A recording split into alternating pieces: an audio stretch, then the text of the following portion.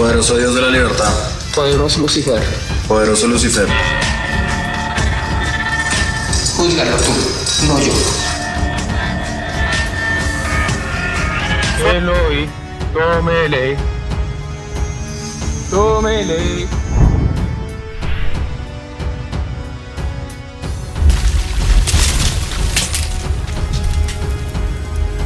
Assalamualaikum warahmatullahi wabarakatuh. Berjumpa lagi dengan saya Edi Prayitno.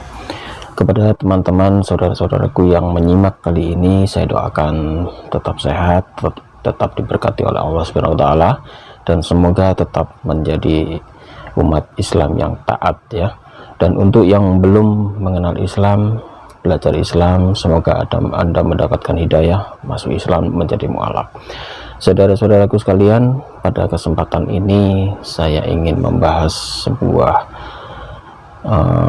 fenomena yang belakangan ini diviralkan oleh si Mongol Stres, bahwa dalam pengakuannya dia pernah menjadi pengikut setan ya. Di Jakarta juga ada banyak aliran yang berbeda-beda, tapi tetap sebagai setan sebagai titik sentral. Ada satu teman kita bermasalah.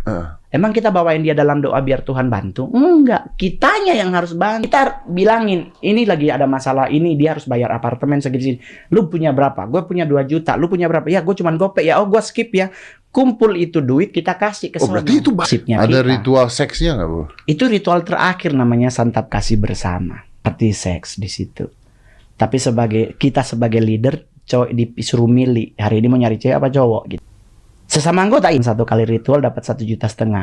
Seminggu 3 kali ritual. Sebulan berapa kali ritual, Mas? Pertama-tama kita akan ingatkan sebuah firman di dalam Al-An'am ya 128.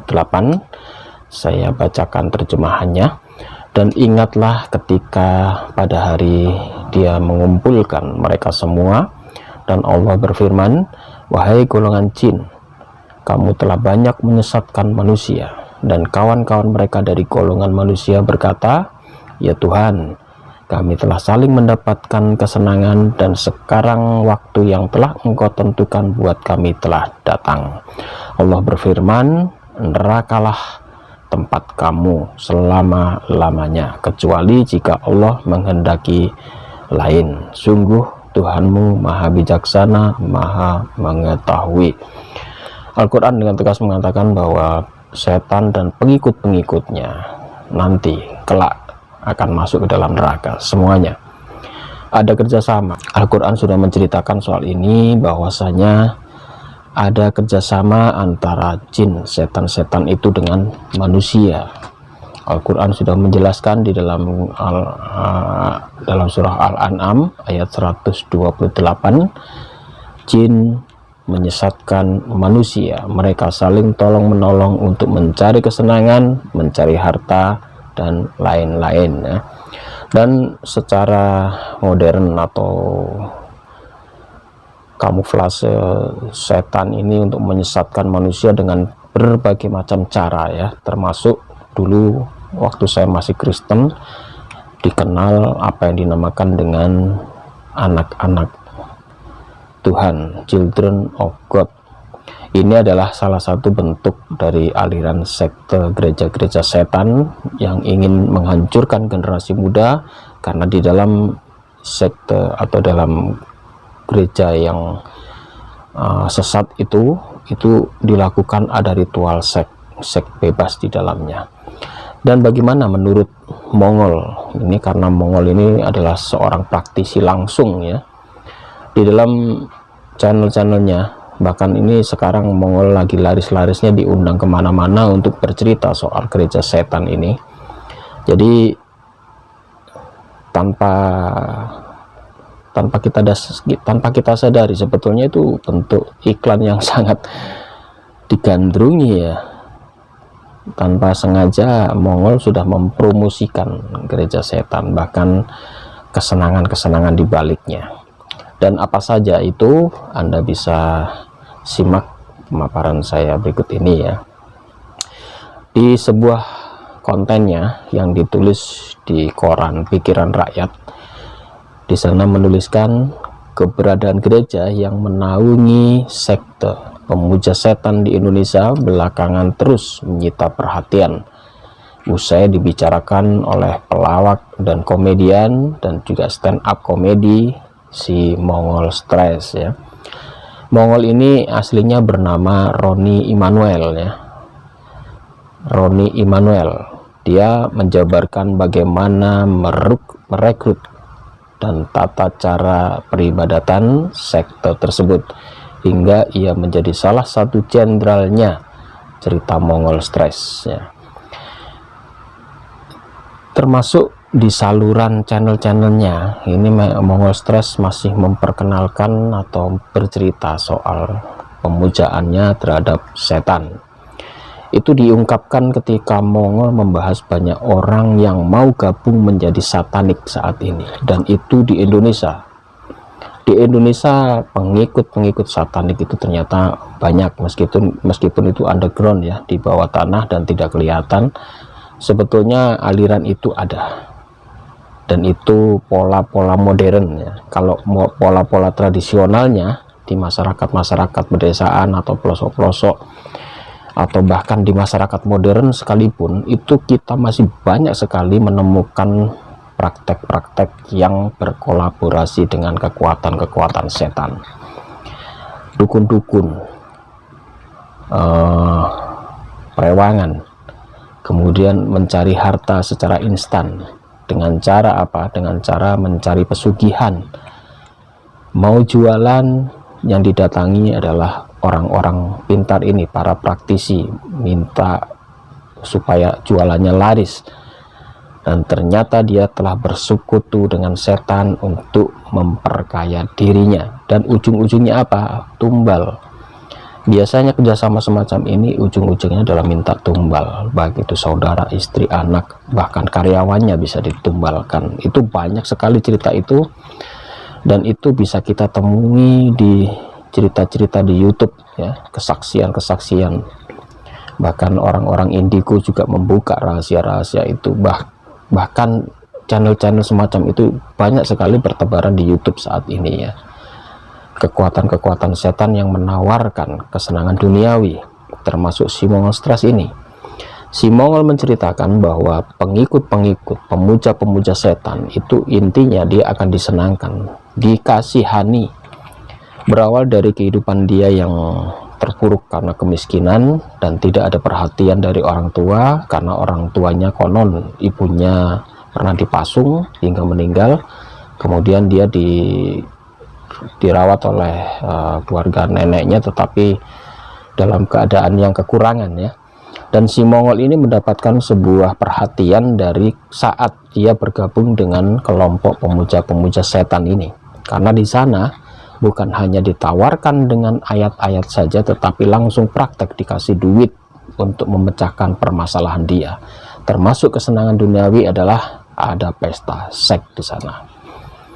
Ada pesta seks, uang, dan kemapanan hidup. Siapa yang tidak tergiur, itulah harapan-harapan palsu yang ditawarkan oleh kekuatan-kekuatan setan. Dan itu juga termasuk para umat-umat muslim ya, yang saat ini banyak yang terpengaruh untuk mencari kehidupan yang instan. Mereka mendatangi dukun-dukun untuk mencari pesugihan. Naudzubillahi min dzalik, jauhkan diri Anda dari perbuatan itu. Al-Quran tadi di dalam An'am di atas tadi mengatakan ada kerjasama antara manusia-manusia dan jin, dan nanti akhirnya mereka sama-sama dimasukkan dalam neraka. Dan saat mereka diadili kelak, mereka saling berbantah-bantah. Yang setan menuduh manusia yang mengikuti dia, yang manusia juga begitu menuduh si setan ini mempengaruhi dia. Sebetulnya mereka bekerja sama untuk memperkaya diri ya. Di dalam keterangannya si Mongol itu bercerita bahwa sekali ritual itu dia mendapatkan uang 1,5 juta rupiah. Seminggu bisa 3 kali ritual. Itu kala itu ya. Kalau seminggu 3 kali ritual, 1 kali ritual dapat uang 1,5 juta, 1 minggu sudah dapat 4,5 juta. 1 bulan sudah dapat 18 juta rupiah. Bagaimana tidak tergiur orang-orang yang pengangguran, orang-orang yang putus asa, orang-orang yang terjerat kemiskinan ini bisa murtad, bahkan bisa menjadi pengikut-pengikut setan. Kekafiran bukan hanya orang yang menyekutukan Tuhan berpindah pada agama lain, meninggalkan Islam, tetapi kekufuran juga salah satunya terjerat dalam kemusyrikan, memuja setan dan juga minta pesugihan pada mereka. Pernah suatu ketika saya melihat sebuah tayangan di YouTube, sebuah kesaksian langsung ya, saya tidak perlu menyebutkan namanya. Dia masih ada sampai saat ini. Dia bercerita bahwa keluarganya mengikuti ritual pesugihan hingga dia akhirnya menjadi target yang akan dikorbankan. Tetapi alhamdulillah dia akhirnya bertemu dengan seorang kiai, kemudian dia diselamatkan meskipun tangannya akhirnya cacat ya, cacat karena itu sebuah perjanjian antara kakek dan orang tuanya karena mengikuti ritual pesugihan. Dan bahkan dia cerita di saat-saat dia ikut ibadah haji, tidak bisa melihat Ka'bah yang begitu besar itu dia tidak bisa melihat. Orang yang ritual pemujaan setan yang mengumpulkan uang secara haram, saat dia naik haji di sana kelihatan dosa-dosanya dan dia tidak bisa melihat Ka'bah yang begitu besar itu, tidak bisa melihat. Kemarin ibadah haji barusan sudah lewat. Banyak sekali cerita-cerita yang berseliweran, bahkan itu juga ditayangkan di YouTube. Bahkan yang bercerita itu adalah seorang pembimbing haji. Dia banyak bercerita, banyak menemukan kejanggalan-kejanggalan pada orang-orang yang dulunya masih bermasalah, baik itu masalah bersekutu dengan setan atau menyakiti hati orang lain atau berdosa menyakiti tetangga kanan kirinya. Saat melakukan ibadah haji, saat melakukan ibadah umroh, banyak sekali kejadian aneh. Ada yang tidak bisa haji, ada yang tersesat, ada yang tidak bisa melihat Ka'bah, bahkan sampai kursi rodanya didekatkan dengan Ka'bah itu dia tidak bisa melihat. Auzubillahi min dzalik ya, semoga kita dijauhkan dari perbuatan-perbuatan semacam itu. Dan si Mongol stres juga bercerita saat dia mengikuti ibadah yang diadakan oleh kelompok-kelompok pemuja setan, dia dikasih uang 1,5 juta tiap kali ritual, dan ritual itu dilakukan selama 3 kali dalam seminggu. Itu dikisahkan waktu dia di kontennya Deddy Corbuzier ya, di sana dia ditanya soal itu dan dia bercerita soal itu.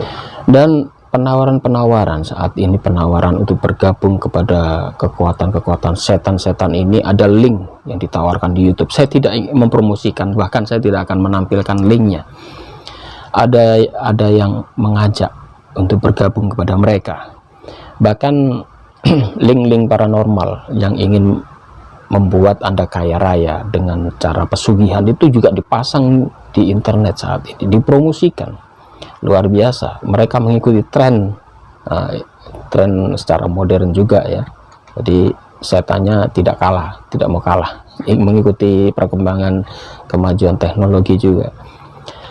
Dan juga di sana diceritakan kelompoknya ini, kalau mengikuti kelompoknya ada praktek-praktek seksual bebas. Kita pernah mendengar di sebuah tempat di Indonesia, tidak perlu saya sebutkan, di sana disebutkan kalau ingin kaya Anda harus berhubungan badan dengan orang lain di tempat itu. Itu ritual untuk mencari pesugihan. Intinya kalau bersekutu dengan setan itu intinya kita diharuskan melanggar semua hukum-hukum syariat-syariat yang ditentukan oleh Allah.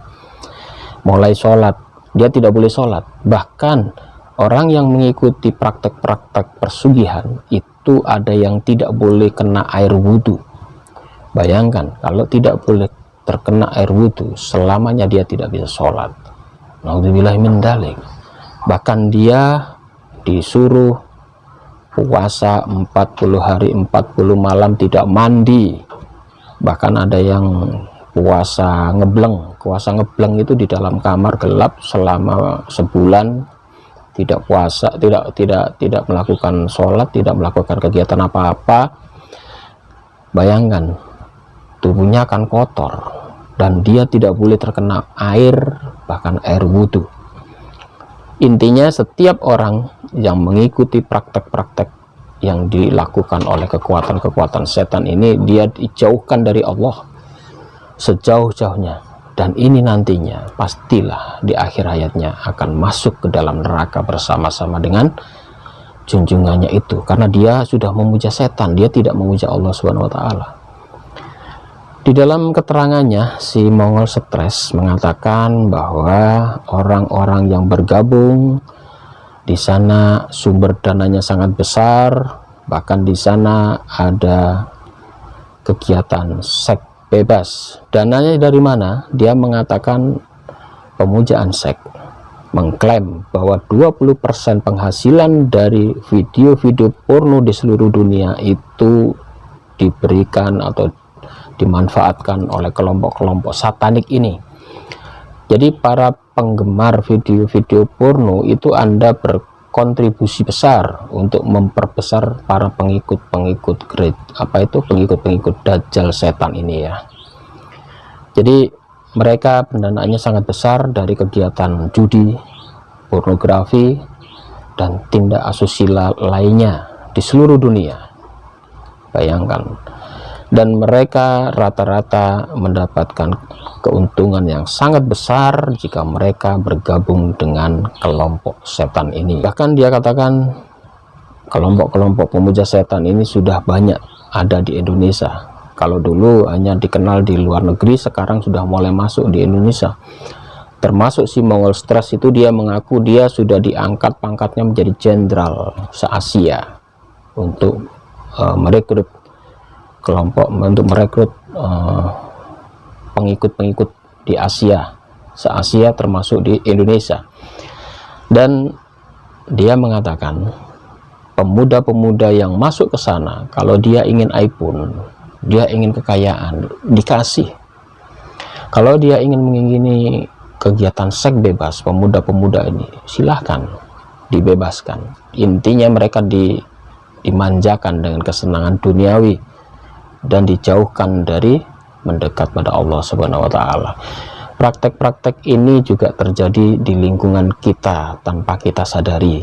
Kanan kiri tetangga, coba lihat saudara yang masih memuja-muja setan, yang masih bakar-bakar dupa, kirim-kirim sesajen, ya, itu sebaiknya dihindari. Kita harusnya lebih taat pada Allah, berserah diri pada Allah, jangan musyrik atau mempercayai apapun kekuatan di luar Allah Subhanahu wa Ta'ala. Mulai dari kekuatan keris, kekuatan batu akik, kekuatan jimat-jimat, itu semua adalah tipu muslihat jin. Kita jangan sampai terperosok ke dalamnya.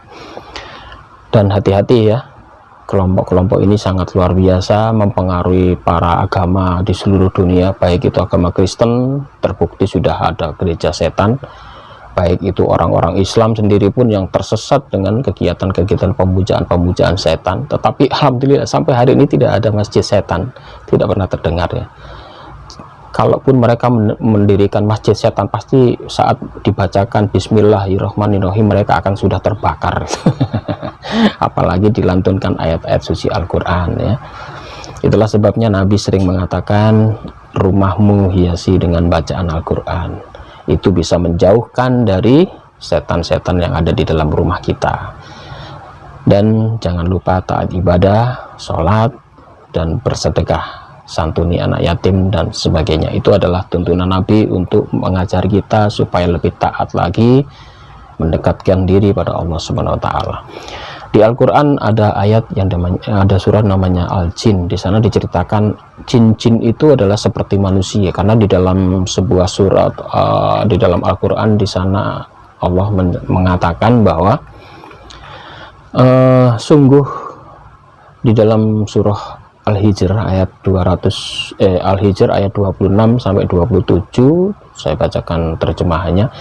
Dan sungguh kami telah menciptakan manusia Adam dari tanah liar, kering dan lumpur hitam yang diberi bentuk, dan kami telah menciptakan jin sebelum. Dan aku tidak menciptakan jin dan manusia melainkan agar mereka beribadah kepadaku. Jadi perintah Allah adalah menghendaki umat manusia dan umat jin itu beribadah pada Allah. Apakah jin ada yang taat beribadah? Ada. Itulah sebabnya di Al-Quran diceritakan jin-jin yang taat beribadah itu belajar agama kepada Nabi. Dia melihat Nabi bagaimana cara sholat. Mereka bisa mendekat pada orang-orang yang lagi mengaji, sholat dan sebagainya. Itu adalah kelompok jin-jin yang muslim. Tetapi banyak jin yang kafir ada. Jadi mirip dengan manusia kehidupan mereka ya. Mereka juga beranak pinak, punya anak istri dan sebagainya. Manusia juga sama. Dan mereka juga ada yang kafir, ada yang muslim. Itulah sebabnya banyak orang Kristen, terutama si Saifuddin Ibrahim dan MKC, menuduh bahwa saat Al-Quran menceritakan Nabi Muhammad dikerubuti jin, itu dikatakan Nabi Muhammad bersekutu dengan mereka. Itu salah ya. Karena jin-jin itu ada terkelompok, jin-jin muslim itu beribadah, belajarnya dari manusia, dari Nabi. Mereka ngaji, mereka sholat, melihat pada manusia. Mereka ada di rumah-rumah kita, di mana sekitar kita, itu ada jin. Tetapi pengertian itu bagi orang Kristen memang rancu ya. Dikatakan semua jin itu setan dan jahat. Itulah mereka menganggap bahwa di ayat Al-Quran saat Nabi Muhammad sholat dikerubuti jin, itu dituduh bahwa Nabi Muhammad bersekutu dengan jin. Itu salah besar ya. Nabi Muhammad, Nabi mulia Allah SWT, selalu dilindungi Allah. Dan jin-jin ini tidak bisa mendekat pada Allah, tidak bisa mendekat pada tempat-tempat ibadah umat muslim, masjid dan sebagainya, dan waktu orang sholat dibacakan ayat Al-Quran. Itu sebabnya Anda bisa lihat praktek-praktek ruqyah, bagaimana ruqyah meruqyah secara syar'i ya. Waktu dibacakan ayat-ayat suci Al-Quran, mereka sudah panas, terbakar, itu setan. Mereka tidak bisa mendekat pada orang-orang suci dan juga tidak bisa mendekat pada masjid, apalagi Nabi, kecuali jin-jin yang sudah muslim, yang sudah menerima Islam, yang sudah taat pada Allah Subhanahu wa taala. Itu perkecualian, dia bisa mendekat. Itulah sebabnya Nabi sholat mereka bisa mendekat, melihat, berdesak-desakan katakan. Itu bukan berarti Nabi bersekutu dengan jin. Itu yang dituduhkan MKC kemarin ya. Dan MKC sudah dipenjara gara-gara itu sekarang. Karena apa? Nafsirnya salah. Dia menuduh Nabi Muhammad bersekutu dengan jin. Bahkan dia menuduh ayat-ayat Al-Quran itu adalah ayat-ayat setan, bukan wahyu dari Allah. Ya keterlaluan. Akhirnya memang karena dia ngomongnya nggak karu-karuan, ya sekarang menerima akibat dari omongannya dia sendiri ya. Demikian dari saya. Untuk umat muslim selalu waspada, cari rezeki yang halal, bersandar pada Allah, jangan mencari pesugihan hanya untuk mencari kekayaan sesaat. Itu tidak awet ya, dan Anda tidak bisa menikmati dengan rezeki yang barokah dibandingkan dengan rezeki yang dari Allah itu sangat barokah, meskipun sedikit tetapi barokah.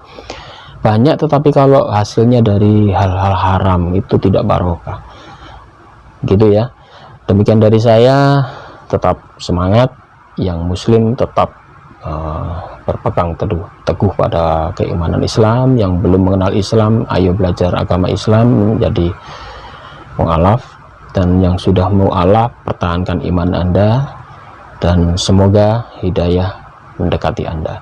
Demikian dari saya, mohon maaf jika ada salah kata. Wabillahi taufik wal hidayah. Wassalamualaikum warahmatullahi wabarakatuh.